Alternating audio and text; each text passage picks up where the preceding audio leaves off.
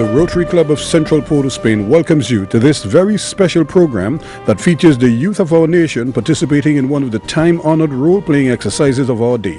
The club recently staged its 10th Model United Nations Assembly MUN at the Cascadia Hotel in St. Anne's, with the supporting sponsorship of the Ministry of Education and the United Nations Association of Trinidad and Tobago, itself sponsored by the Canadian High Commission. 45 secondary schools from across Trinidad and Tobago participated in the exercise, with Barbados and Antigua being represented by two of their top secondary schools. The day was a stimulating and energized one for the 225 4th, 5th and lower 6th formers who played the roles of key officials representing the United Nations member countries. The motions addressed were based on actual UN resolutions: protection of the global environment for present and future generations, and the elimination of child labor. The MUN is a training tool meant to make young people familiar with the work of the UN and to prepare them to handle conflict by discussion and the exchange of ideas rather than confrontation.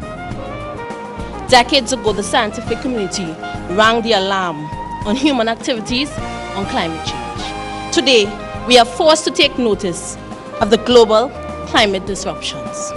Sea levels are rising, severe droughts, tsunami, heat waves, hurricanes are sweeping our nations. By the end of this week, someone may die from the effect of global warming. Right now, we are the people's only hope of survival.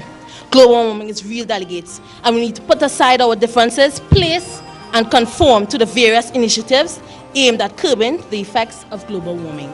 Nous, la délégation de Monaco, est présente aujourd'hui pour expliquer notre support de l'objectif des Nations Unies sur le changement du climat. While Monaco has not experienced negative effects due to climate change, we realize that our country's natural resources may soon be threatened. To establish harmonization between humankind and nature requires courage, tenacity, obligation, and generosity.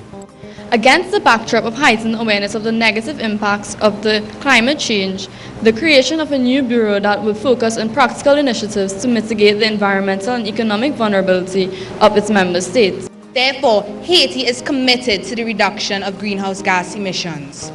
But my delegation cannot do it alone. This is why we encourage developed nations to provide financial assistance and their expertise in aid of developing nations. For we must remember, to whom much is given, much is expected. Presently, Guyana is 6 feet below sea level due to the tropical rainfalls and flooding caused by global climatic changes. To mitigate this problem, Guyana is introducing an action plan which seeks to develop practices to control anthropogenic emissions of greenhouse gases. Souvenez-vous, ce mot est à nous pour conquérir, mais pas détruire. Que nous actions face cette planète un besoin.